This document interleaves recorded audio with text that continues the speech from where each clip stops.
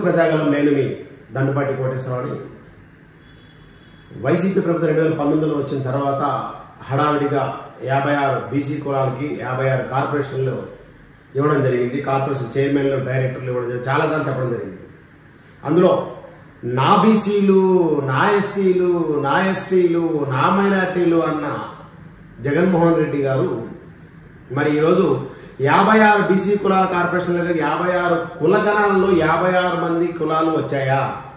56 కులాలు వచ్చాయా? ఎందుకంటే ఈడిగా శ్రీశైన, యాత, సెట్టిబల్జ, గౌడ 4 కులాలకి మాత్రము కార్పొరేషన్ ఉండేది. దాంట్లో నిధులు ఉండేవి. ఇప్పుడు ఆ నిధులు లేవు, విధులు లేవు, ఏమీ లేవు. కార్పొరేషన్ ఇచ్చారు. చైర్మన్లకు మాత్రం జీతాలు వచ్చాయి తప్ప ఏ ప్రయోజనం లేకుండా పోయింది. మీరు మీ కులాలు, మీ బీసీలు, మీ ఎస్సీలు, మీ ఎస్టీలకి కులగణాల్లో ఎక్కడ చోటు సంపాదించారు? అందులో ఒక కులం కొరకే డిస్కషన్ చేద్దాము. శ్రీశైన, ఈ 5 ఉపకులాల్లో ఒక శ్రీశైన అనేది ఉత్తరాంధ్రలో శ్రీకాకుళము, విశాఖపట్నము, ఏలూరు, విజయనగరం జిల్లాల్లో జనాభా చాలా ఎక్కువ మంది ఉన్నారు.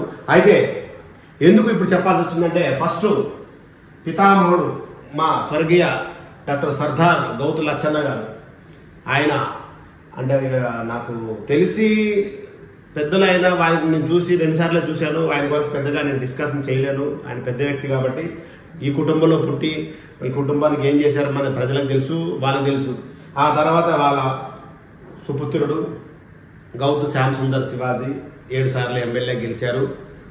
ఈరోజు కులగణాల్లో ఆ కులం అనే పేరు లేకుండా పోయింది. కులగణాల్లో మరి 3 లక్షలు అన్నారు, 8 లక్షలు అన్నారు, ఉన్నారా తెలియదు. ఆ తర్వాత మరి వాళ్ళ ఇప్పుడు ఎమ్మెల్యేగా పలాస నిలబడుతుంది గౌతు శిరీష, అంటే యార్లగడ్డ వెంకన్న చౌదరి గారి భార్య గౌతు శిరీష. ఆమె ఇక్కడ పోతే ఈ మహానుభావుడు 20 సంవత్సరాల నుంచి ఆ కులానికి అధ్యక్షుడు చెప్పుకుంటూ తిరుగుతాడు.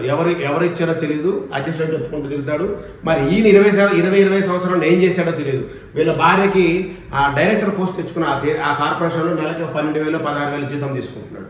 ఆ తర్వాత ఈయన ఉన్నాడు డిపి దేవ్, ఎంఆర్ఓగా రిటైర్ అయిన తర్వాత ఏదో ఒక పదవిలో లేకపోతే వీళ్ళకి ఇంటి ముందు బోర్డులో ఒక రోజునే చాలా అన్నమాట. ఆ బోర్డు పెట్టుకొని జీవితాంతం బతికేవచ్చని చైర్మన్గా వెళ్ళారు. చైర్మన్గా వెళ్ళి ఓట్లాడడానికి వెళ్తారు. ఇప్పుడు అన్ని నియోజకవర్గాలు ఒక పలాస తప్ప, అంటే పలాసలో వైసీపీలో మరి వైసీపీ లేరేమో, వైసీపీకి ఓట్లేమని చెప్పి ఆ కులానికి సంబంధించి ప్రతి నియోజకవర్గంలో తిరుగుతారు. ఏ ముఖం పెట్టి మీరు ఓట్లు అడుగుతున్నారు?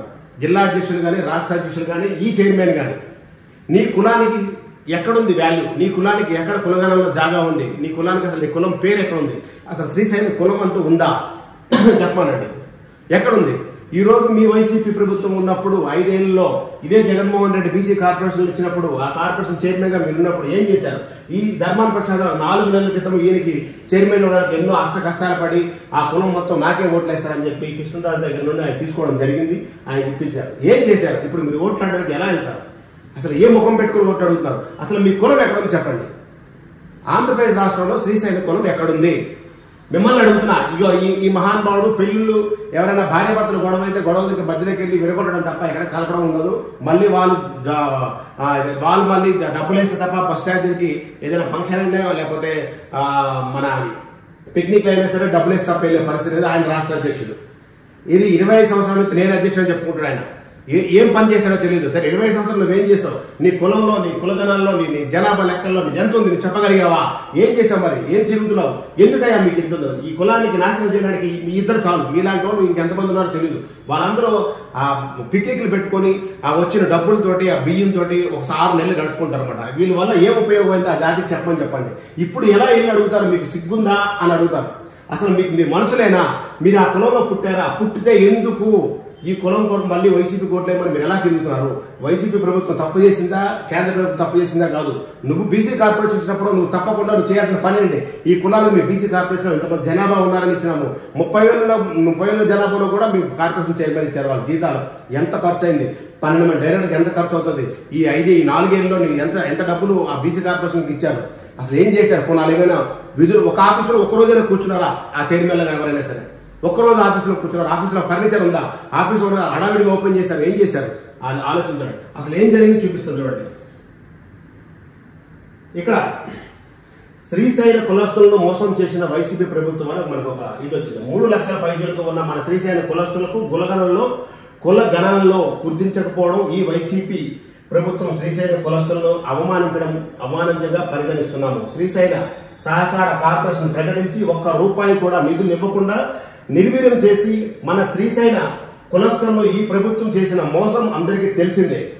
తాజాగా కులగణాలలో కూడా శ్రీశైల కులస్తుల ఉనికి లేకుండా చేయడం కులస్తులందరికీ తీవ్రంగా వ్యతిరేకిస్తున్నారని మనకు ఒక వాట్సాప్ మెసేజ్ వచ్చింది. ఎందుకయ్యా ఇంకా మీరు ఇంకా అధ్యక్షులు అవి ఇవి చెప్పుకుంటున్నారు. ఎందుకు చైర్మన్గా ఫస్ట్ రిజైన్ చేయి. చైర్మన్గా ఎట్లయినా సరే పార్టీ ఒకవేళ ఓడిపోతే వైసీపీ ప్రభుత్వం పోతే నువ్వు ఎలాగా పనిచేయవు, నీకు ఆ కార్పొరేషన్ చైర్మన్ ఉండదు. ఆ హుందాతనంగా నా కులానికి గుర్తించి ఇవ్వలేదు కాబట్టి నేను వైసీపీ ప్రభుత్వానికి లేకపోతే నా చైర్మన్ ప్రభుత్వానికి రాజీనామా చేస్తున్నాను చెప్పు.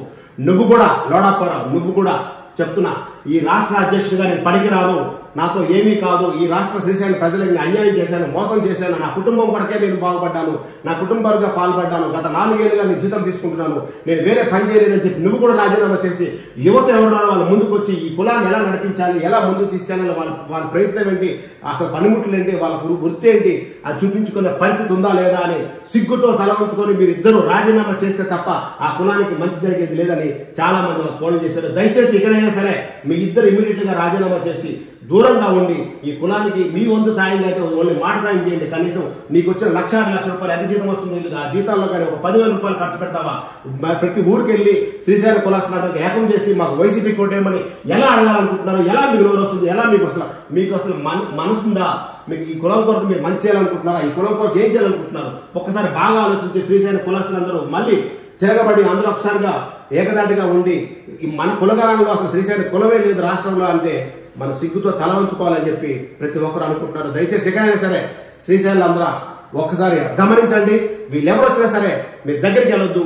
మన కులాన్ని లేదు అని చెప్పడానికి ఇది ఒక నిదర్శనం. ఆ కులమే లేదని చెప్పి చెప్పించుకోవడం జరిగింది. చైర్మన్ గా పెట్టిన తర్వాత రాష్ట్ర అధ్యక్షుడిగా ఉన్న తర్వాత ఒక్కసారి బాగా ఆలోచిస్తారని మరొకసారి మనకు వచ్చిన న్యూస్ ద్వారా ఆ కులం సంబంధించి ప్రతి ఒక్కరు మనం ఫోన్ చేసి మెసేజ్ చేయడం వల్ల మనకి న్యూస్ చేస్తున్నాం. ఒకసారి గమనించగలని శ్రీకాకుళం, విజయనగరం, విశాఖపట్నం, ఏలూరులో ఉన్న ప్రతి ఒక్కరు కూడా గమనించి ఈ వైసీపీ ప్రభుత్వానికి ఏం చేయాలనుకుంటారో మీ ఇష్టం.